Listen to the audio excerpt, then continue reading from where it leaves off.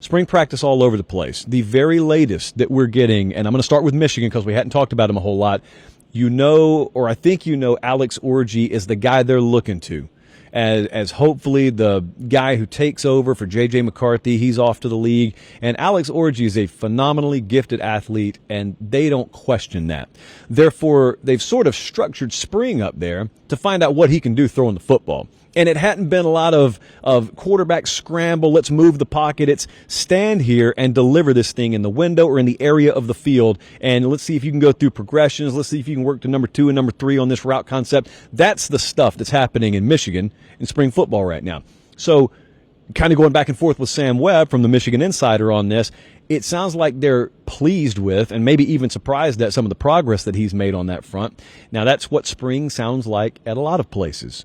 So cautious optimism, normally the name of the game around here in spring. But outside of that, I mean, you look at like Mason Graham and Grant, Stewart, and Moore. The guys on that defensive line have made things very challenging for that offensive line. And sometimes you can be good enough on that side of the ball where it's hard to get an accurate read on how good your offense is and how good your quarterback's developing.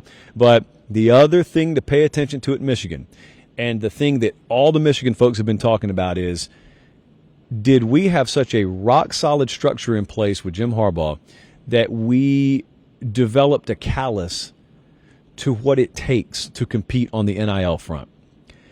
And I think there was a lot of truth to that. It's an ultimate, like, generational testament to the culture up there that they got that crew to stick around. I mean, it's probably the last – I don't want to say this because I hope it's not true. It's probably the last great classical college football roster that you'll see. I know a lot of you think that they cut corners to get where they got last year. I'm not even talking about that to get ahead of what the comment section is going to look like. I'm talking about guys who are recruited and they come in together and they lose and they take their lumps and they develop, and then 4 or 5 years later they're still arm in arm, same class, same dudes they've bled and sweated next to for 4 years. That's college football. It's what it used to always be about. Less and less so today, but Michigan had that. And they didn't pay the dudes a ton of money to do it. And they had offers, those guys did, to leave, and they didn't. They stuck around. I don't know how often that's going to happen in the future. I think at Michigan, they've been pretty quick to realize now, we got to get this in gear. We got to get this NIL structure in gear. And that's the other thing that I think they've made strides in. Probably not where they need to be yet, but they've made strides there. So just that's a side note in spring up there. Florida State. All right, now we're really going to have to practice our cautious optimism.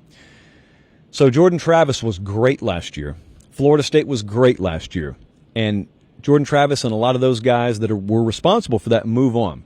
So DJ Uyunglele, who himself is writing one of the most interesting chapters and books in recent college football memory, Clemson, Oregon State, now Florida State. I want to be careful on this, but Brennan Sonnone over at Knowles 24/7 has talked a lot about this, and I'm going to echo it.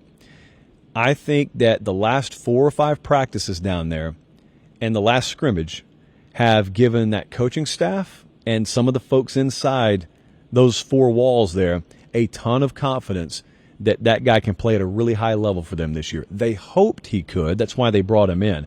But accuracy and execution have always been the 2 things that sort of limited DJ. Just inconsistent. You'll see flashes and you go, wow, if you could bottle that up, this dude would be a top 5 draft pick. He's never bottled it up. It's not a guarantee he will this year. He looked phenomenal. Kind of turning a corner, light bulb coming on sort of stuff last few days in practice, last scrimmage. So, again, we could be sitting here halfway through the 2024 season, and they've already lost a couple of games, and it was just a mirage. I can only tell you what people inside the program are telling us. That's all I can do, and you take that and you do with it what you want to. He is in the right place to get developed. At that position, I'll just tell you that. He's in the right place to get developed. Also, I want to look at Notre Dame right quick. So this is really interesting. So Tim O'Malley and a lot of the guys do a great job at Irish Illustrated. Listen to this sentence, though. So from Tim through us to your ears, you remember Jimmy Clausen, you remember Brady Quinn, like those 2 guys, mid to late 2000s, I guess, which is a ways back now. I hope Quinn's not watching, man, but Brady, it's been a while. Those guys were really good pure passers. They haven't necessarily had guys they would call elite pure passers since then. Now, they brought Riley Leonard in from the portal, but he's out right now with injury. He'll be the starting quarterback there this fall. He's out with injury, which leads me to the point Tim O'Malley has been making to us, and that is C.J. Carr is a guy who's in there. He's probably going to be their backup this year. Listen to this. This is worth a paper pop. Listen to this. The best pure passer since Jimmy Clausen to come through this program. I don't care what Clausen did or didn't do at the next level. He is talking about the physical tools and attributes that certain guys have had and haven't had at Notre Dame. And if that's accurate, and then you combine that with the fact that the Carr's not even expected to start this year, does Notre Dame sneakily have one of the higher-rated quarterback rooms in the country? Because we haven't really inserted them into that conversation. Normally when you have to go get a guy out of the portal, it's not synonymous with we've got really good depth in our quarterback room.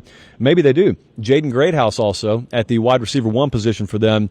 Really good, really versatile. That's a name to keep an eye on. And I will not do a month's worth of practice intel without slipping some Iowa State in there on you.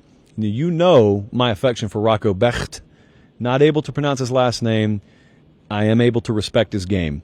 I've explained to you many times that dude came on more and more as last year went on. Several offers to leave there. He stayed there. That team is one of the top 5 most experienced returning rosters in college football this year, and I feel very good about Iowa State not being at the top of the odds boards by any stretch, but being a team that's in contention in there in November to do things that probably outside of me, no one's going to predict them to do. And sometimes I blindly do that. This year there may be some legitimacy to my Iowa State prediction. Also, Alex Bussey at Cyclone Alert has done a really good job of filling us in on the goings-on in Ames.